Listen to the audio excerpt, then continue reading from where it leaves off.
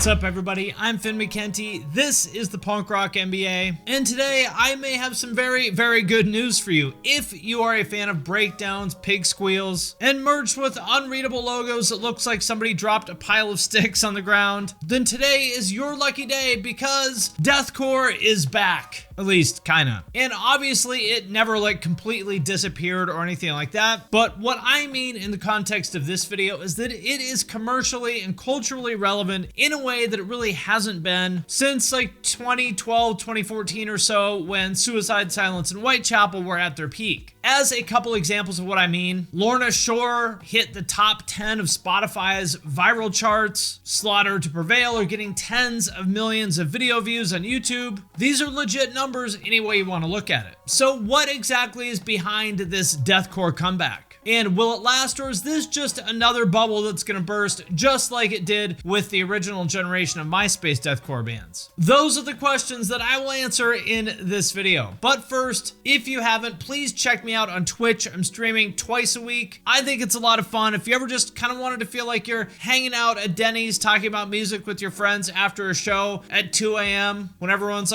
too tired to think straight, then I think you will enjoy the streams. There's a link to that in the description of this video. But first, I want to thank Extra for sponsoring this video and sending me some of their very cool smart wallets. This is the Senate card holder in black. I just really love how satisfying this mechanism is. I could just do this all day. And it's also way slimmer than a traditional wallet. They also sent me their flagship wallet, the Parliament in brown. And I gotta say, these are both really nice wallets. One really cool feature is that they're shielded from RFID, which means that your money, your card, and ultimately your identity are safer than ever before because believe me, trust me, there are most definitely people out there trying to take it. But maybe the coolest part is this tracking module, which you can also get. You can ring your tracker from your phone and vice versa.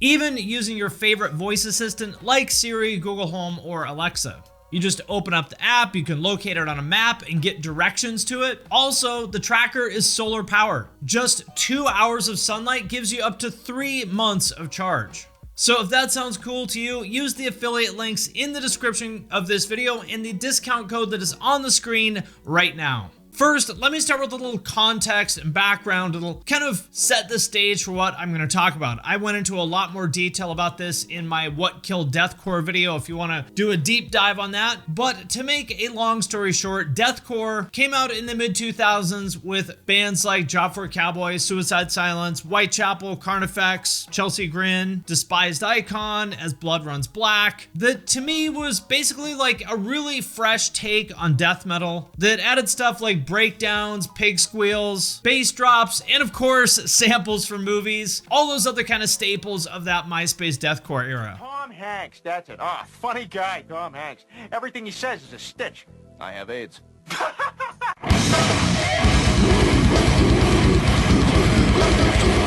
And as many of you will remember, it was very polarizing to say the least. Basically, the MySpace scene kids loved that stuff and quote-unquote real metal fans hated it. Deathcore kids were public enemy #1 in the metal scene back then. And as niche as it was, over the years, it ended up being kind of shockingly popular for such extreme music. In 2011, Suicide Silence went to number 28 on Billboard with No Time to Bleed. Whitechapel somehow went to number 10 in 2014, which still blows my mind. And there were dozens and dozens of smaller bands that were maybe not putting up numbers that were quite that big, but still were doing very well for themselves. But then, maybe around 2015 or so, the bubble just kind of burst almost overnight. That was the peak of the genre, and most of the bands were still around, but the genre as a whole had clearly lost a step in terms of relevance and commercial success. It was no longer the cool new thing. The bands were just kind of treading water. And by 2017, 2018, it was mostly just the Reddit diehards that were still paying attention and keeping the genre alive. And to be honest, that's where I thought the story was going to end. Deathcore had a moment, it was over, and that's that. But as someone who loved the OG MySpace deathcore era, I'm happy to admit that I was wrong. Because over the past couple years, deathcore's made a bit of a comeback, with 2021 being, I would say, its biggest year in a long time. And the standout band here that to me is really at the front of this whole thing is Lorna.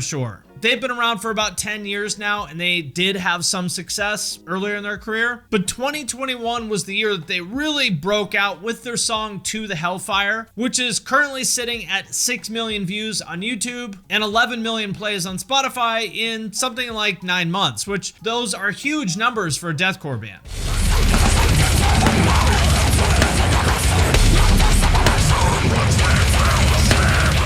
And they've been getting a surprising amount of critical acclaim too. It was named like one of the top songs of the year by Loudwire and Revolver, for example, beating out bands like Gojira, Cannibal Corpse, and Architects. And what's maybe the most interesting part of this to me, for the genre, deathcore is not typically in charts like this. It went to number 4 on Spotify's viral chart thanks to being used in a ton of TikToks over the summer. It's so rare to see a band have their breakthrough moment like this 10 years into their career when they are on their 3rd vocalist, especially considering that their last one was fired over a bunch of abuse allegations, and it seemed like that might be the death of the band. So it's really cool and impressive to see them have this moment. They play, I guess, what you would call blackened deathcore, and I'm not really into blackened anything, so their music isn't for me. It's not what I would personally choose to listen to, but I do think that they do this style extremely well, and I do have to say that their vocalist, Will Ramos, is one of the sickest, most over-the-top deathcore vocalists of all time. The hype is real, and I can see why this song caught on the way it did, because the breakdown into the Hellfire is just absolutely ridiculous because of his vocal performance.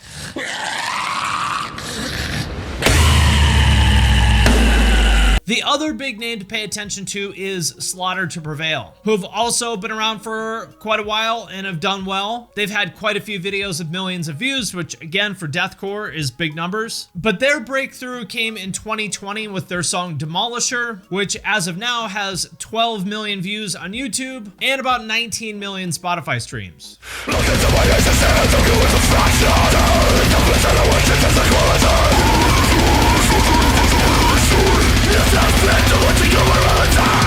Baba Yaga was another single that was a big hit for them, currently at about 6 million views on YouTube, which does not surprise me because the video is absolutely ridiculous. It's got their vocalist Alex Terrible wrestling a bear and riding a tank, among other things, and how could you not watch that? There's also Brand of Sacrifice, who aren't putting up numbers that are quite that big, but still they're doing very well for a deathcore band, and to me, personally, are the most interesting of all these newer bands on a purely musical basis. I especially like their newest single Lifeblood, which actually features Will from Lorna and is doing something that I think is pretty interesting and different from the rest of the genre.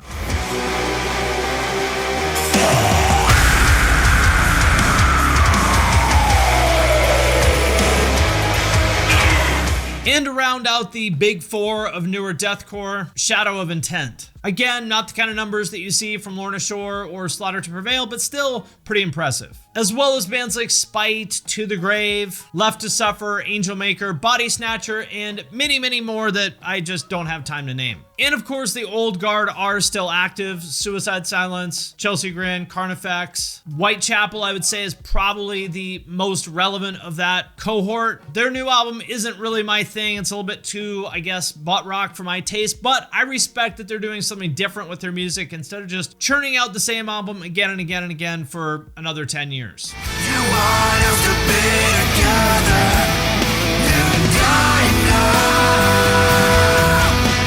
it's hard to accept forever. So that's kind of an overview of what is happening with the genre in my view, but what I want to really focus on is why it's happening, because I think there's a lot that can be learned from that. The first thing is that this new generation of deathcore really goes back to what made the first generation successful, and that is that it's all about the charismatic frontman slash vocalist. Any genre as a whole lives or dies based on having at least a few breakout stars, typically vocalists, but not always. Pete Wentz is a great example of that, and deathcore is no exception. Because think about it, who were the biggest bands of the first generation of deathcore? Suicide Silence and Bring Me the Horizon, right? And what is the common thread between both of those bands? Well, both of them had a very good looking, charismatic frontman, and in the case of Mitch, he was also a really fucking great vocalist. And in some ways, metal does play by different rules than other genres because metal fans oftentimes focus on riffs over vocals, but still, at the end of the day, for most people, vocals are the most important part part of any song, and the artists with the most charismatic vocalists and or front people are the ones that are going to break out. And I think Lorna Shore is actually a great case study in this. Like I said, they were around for years with their first two vocalists, and they did okay. They certainly did have some success. But then they brought in Will Ramos, who is both a much better vocalist and much more charismatic than the previous two, and boom, that is when they had their big breakout. And so in that way, deathcore is like other genres, but I think the main difference is that with deathcore, it's not so much about like melody or catchy hooks the way it is in, say, you know, pop or whatever. With deathcore, it's almost like they're athletes. It's about like how insane and just over the top and brutal the vocalist can be, and just really stretch the limits of what's physically possible. Which brings up another one of the things that's driving this wave of deathcore, which is reaction channels. If you're not familiar, this is basically like a whole genre, a whole like style of YouTube video where somebody watches a music video and then says like, dude, whoa, that's crazy, oh, dude, sick, in reaction to what they see and hear in the video. And personally, I think 99% of reaction content is absolute trash, but whatever, it doesn't matter what I think. The fact of the matter is that these are super popular. Like, go on YouTube and search for Lorna Shore to the Hellfire reaction, and you will see dozens of videos with hundreds of thousands of views. In total, that's millions of impressions, and think about what that does to the popularity of this song in the band. And the core of most of those reaction videos is Will's vocals, and just like how insane and over the top they are.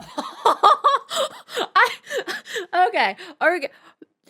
Can you believe it that for a moment there, I was actually going to pause this and check if my headphones were still working? There's even like a meta layer to this. Like, there's a compilation of Lorna Shore reaction videos that has 271,000 views. That's more than most bands' music videos ever get. And so I think of it like reaction channels are almost the vector for this wave of deathcore to spread, in the same way as MySpace was the vector for the original generation. Especially because those reaction channels oftentimes attract a, I guess, more mainstream normie audience that typically wouldn't be listening to deathcore. TikTok is also obviously a big one, like especially in the case of Lorna Shore, but that's not unique to deathcore. TikTok is just the way that any music in pretty much any genre is discovered these days. And this same dynamic is true for Slaughter to Prevail. Their vocalist, Alex Terrible, is just a really entertaining, charismatic guy. He's this big tattooed Russian dude that wears a gold demon mask. He wrestles bears in their videos, and just like, he's one of these people that you just want to pay attention to. Like, even his crappy webcam videos of him doing gutturals in his apartment get millions of views. Try to do it as long as I do.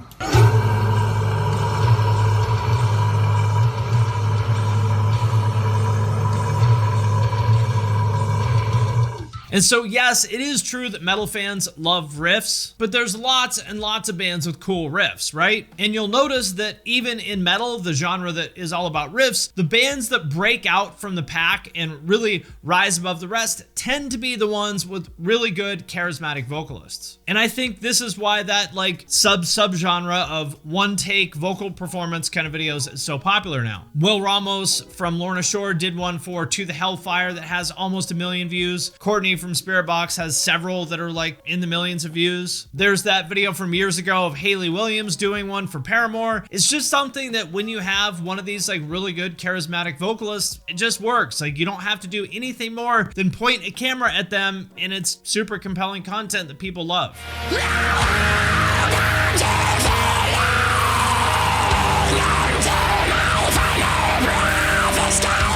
The other big factor, I think, is that this generation of deathcore is accepted as quote-unquote real metal in a way that OG deathcore really never was. Like I said earlier, if you're around back then, you'll remember that real metal fans back then absolutely hated deathcore. That was stuff that only like gay scene kids and posers listened to, which in hindsight is absurd and hilarious, because if you actually listen, Suicide Silence and Whitechapel or whatever are heavy as shit and have way more in common common with Cannibal Corpse and All Time Low, but whatever, you know, that's just the way it was back then. Whereas now it's just considered a subgenre of metal, which in hindsight, honestly, that's what it always was. And I think that's probably just simply due to time, because the kids who grew up on that OG deathcore are now the ones who get to decide what quote unquote real metal is, and so attitudes have just changed over time. And that matters because what it means is that the audience for this stuff is now way bigger than if it was just limited to like high school kids like it was back in 2007 or whatever. Now you've got outlets like Loudwire, Kerrang, and Revolver promoting this stuff in a way that just wasn't true of Suicide Silence and Chelsea Grin.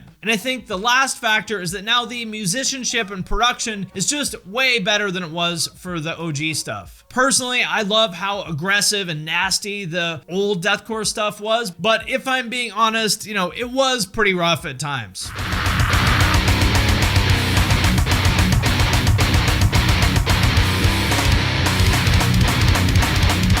And I can see how that would turn a lot of people off, whereas now, thanks to better recording technology and people just generally being better players than they were 10 or 15 years ago, pretty much even like smaller local bands have fairly polished recordings that sound better than what 99% of deathcore did in 2007. Personally, I find a lot of the newer deathcore to be kind of overproduced, with too much editing, and drums are like so sample replaced that they just sound completely fake and inhuman. But I think, honestly, I'm probably in the minority on that, and I think the modern metal fan likes that sound, so who really gives a shit what I think? So with all of that being said, what is the future of deathcore from here? I think the answer to that is really the same as it is for most genres, in that it really depends on where the leading bands go from here. Can Lorna Shore keep this momentum going? If they can, they'll probably hit the Billboard Top 20 with their next album, which would be amazing, and I see no reason why they can't do it. They do seem to have their shit together, so I look forward to seeing what happens with them. In the case of Slaughter to Prevail, it's a little bit of a different situation because they mostly live in Russia, which obviously makes things a little bit more difficult as far as touring goes. But I think at the very least, they'll keep their internet following going strong, which I would say in this genre, probably if I had to choose one, I would choose an internet following over an in-person following. And I think regardless, they're going to do just fine. What I'm curious about is kind of that next tier of bands down from them. Bands like Brand of Sacrifice, Shadow of Intent, and all the others. What I want to know is, are any of them going to have a breakout song like To the Hellfire or Demolisher? Or maybe is the next breakout song going to come from a new band that just sort of comes out of nowhere? Only time will tell, but either way, the fact of the matter is that deathcore is definitely back. It is definitely having a moment. And whether you're a fan or not,